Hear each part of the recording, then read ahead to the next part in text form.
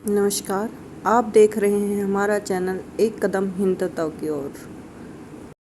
अगर आपका मन अशांत है, चिंताग्रस्त है, दुखी है, तो पढ़िए मेरे साथ श्रीमद् भगवद गीता। नोटिफिकेशन पाने के लिए सब्सक्राइब करें इस चैनल को एक कदम हिंदुत्व की ओर और शुरू करें मेरे साथ गीता श्लोक। इससे आपके मन को शांति मिलेगी, आप तनाव मुक्त रहेंगे और निर्भय रहेंगे। गीता का उपदेश भगवान श्री कृष्ण ने अर्जुन को तब दिया था जब अपने प्रियजनों को सामने देखकर अर्जुन ने हथियार डाल दिए थे और युद्ध करने से मना कर दिया था। तभी भगवान श्री कृष्ण ने धर्म युद्ध करने का संदेश दिया। जय श्री कृष्ण। संजय उवाच एव मुक्तो हर्षिकेशो गुडाकेशेन भारत सेनयोरुभर्यो मध्ये स्थापयित्वा रथोत्तम। अर्थात संजय ने कहा, हे भरतवंशी अर्जुन द्वारा इस प्रकार संबोधित किए जाने पर भगवान कृष्ण ने दोनों दलों के बीच में उस उत्तम रथ को लाकर खड़ा कर दिया। तात्पर्य, इस श्लोक में अर्जुन को गुडाकेश कहा गया है। गुडका का अर्थ है नींद, और जो नींद को जीत लेता है वह गुडाकेश है। नींद का अर्थ ज्ञान भी है। अतः अर्जुन ने कृष्ण की मित्रता के कारण नींद तथा ज्ञान दोनों पर विजय प्राप्त की थी। कृष्ण के भक्त के रूप में वह कृष्ण को क्षण भर भी नहीं भुला पाया, क्योंकि भक्त का स्वभाव ही ऐसा होता है। यहाँ तक कि चलते अथवा सोते हुए भी कृष्ण के नाम, रूप और गुणों और लीलाओं के चिंतन से भक्त कभी मुक्त नहीं रह सकता।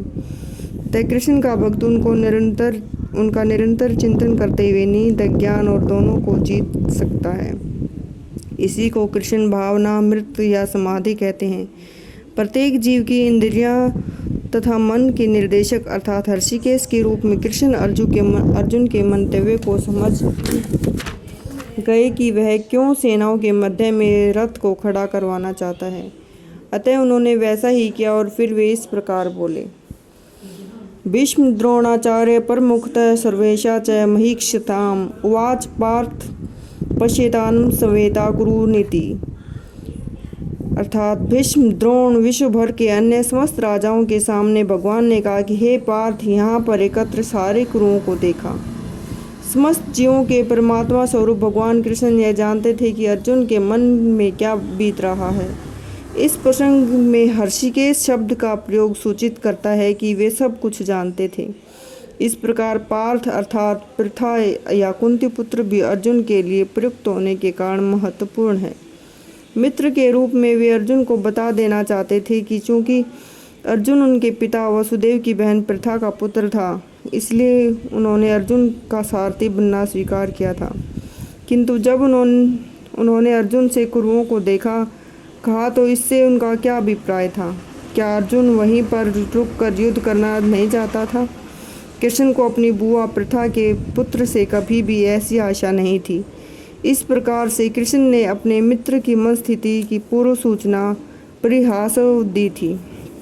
जय श्री कृष्ण।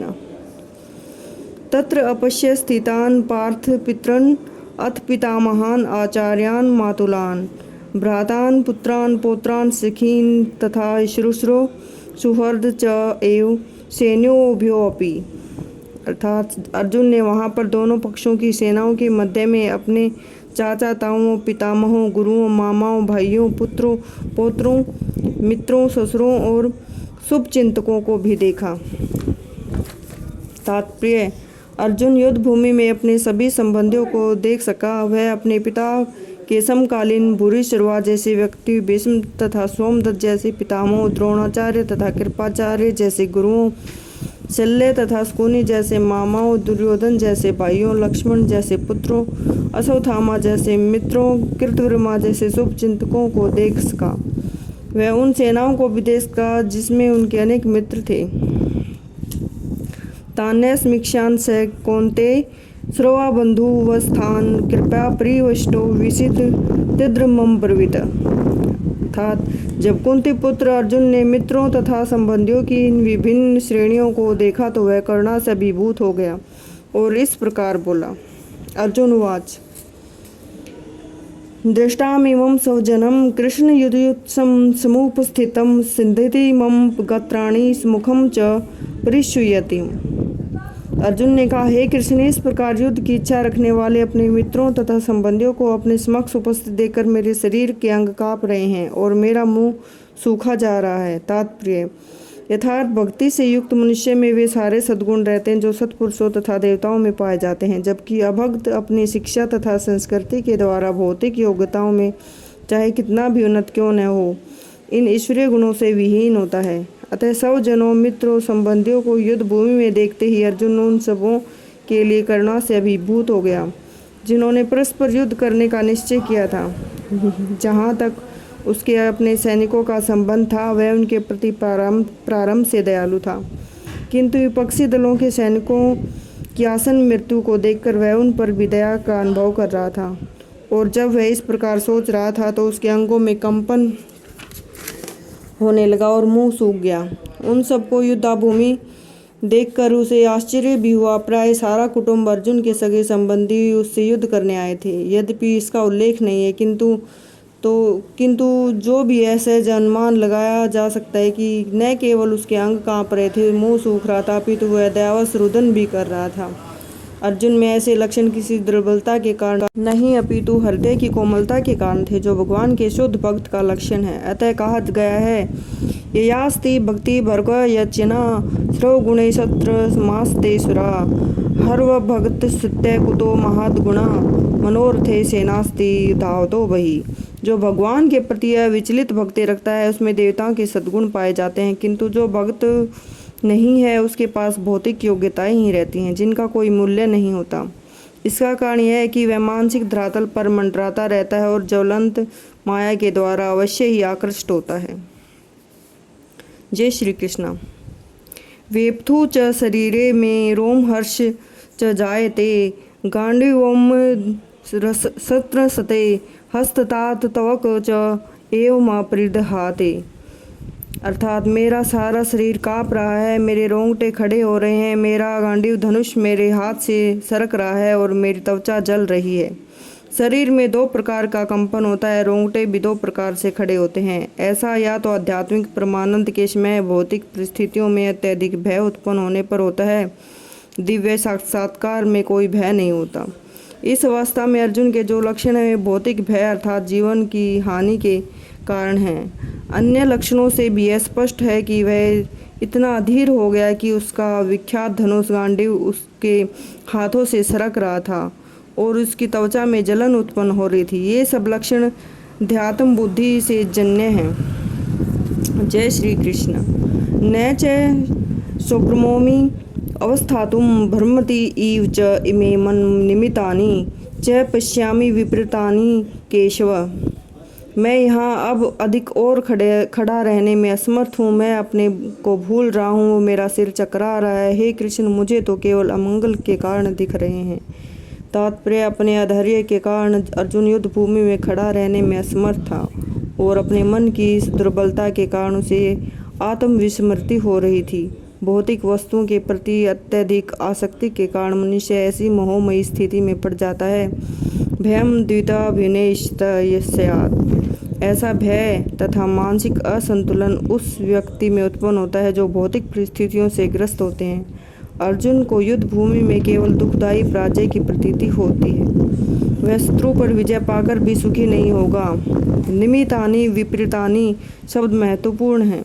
जब मनुष्य को अपनी आशाओं में केवल निराशा दिखती है तो वह सोचता है कि मैं यहाँ क्यों हूँ। प्रत्येक प्राणी अपने स्वार्थ में रुचि रखता है, किसी की परमात्मा में रुचि नहीं होती। कृष्ण की इच्छा से अर्जुन अपने स्वार्थ के प्रति अज्ञान दिखा रहा है। मनुष्य का वास्तविक स्वार्थ तो विष्णु या कृष्ण में निहित है। बुद्धिजीवी इसे भूल जाता है, इसलिए उसे भौतिक कष्ट उठाने पड़ते हैं। अर्जुन ने सोचा कि उसकी विजय केवल उसके शोक के कारण बन सकती है। न च श्रेय अनुपश्यामि हत्वा स्वजनम आहवे न कांगे विजयम कृष्ण न च राज्यम सुखानि च। हे कृष्ण, इस युद्ध में अपने ही स्वजनों का वध करने से न तो मुझे कोई अच्छाई दिखती है, न ही मैं किसी प्रकार की विजय, राज्य, सुख की इच्छा रखता हूँ। तात्पर्य यह जाने बिना कि मनुष्य का स्वार्थ विष्णु में है, सारे बुद्धिजीवी शारीरिक संबंधों के प्रति यह सोचकर आकर्षित होते हैं कि वे ऐसी परिस्थितियों में प्रसन्न रहेंगे। ऐसी देहात्म बुद्धि के कारण वे भौतिक सुखों के कारण को भी भूल जाते हैं। अर्जुन तो क्षत्रिय का नैतिक धर्म भी भूल गया था। कहा जाता है कि 2 प्रकार के मनुष्य परम शक्तिशाली जाज्वल्यमान सूर्यमंडल में प्रवेश करने के योग्य होते हैं। ये तो एक तो क्षत्रिय जो कृष्ण की आज्ञा से युद्ध में मरता है तथा दूसरा सन्यासी जो आध्यात्मिक अनुशीलन में लगा रहता है। अर्जुन अपने शत्रुओं को भी मारने से विमुख हो रहा है। अपने संबंधियों की बात तो छोड़ दे, वह सोचता है कि स्वजनों को मारने से उसके जीवन में सुख नहीं मिल सकेगा, अतः वह लड़ने के लिए इच्छुक नहीं है। जिस प्रकार की भूख न लगने पर कोई भी भोजन बनाने को तैयार नहीं होता, उसने तो वन जाने का निश्चय कर लिया है, जहाँ वह एकांत में निराशापूर्ण जीवन काट सके। किंतु क्षत्रिय होने के नाते उसे अपने जीवन निर्वाह के लिए राज्य चाहिए, क्योंकि क्षत्रिय कोई अन्य कार्य नहीं कर सकता। किंतु अर्जुन के पास राज्य कहाँ है? उसके लिए तो राज्य प्राप्त करने का एकमात्र अवसर है कि अपने बंधु बांधवों से लड़कर अपने पिता के राज्य का उत्तराधिकार प्राप्त करे, जिसे वह करना नहीं चाह रहा था। इसलिए वह अपने को जंगल में एकांतवास करके निराशा का एकांत जीवन बिताने के योग्य समझता है।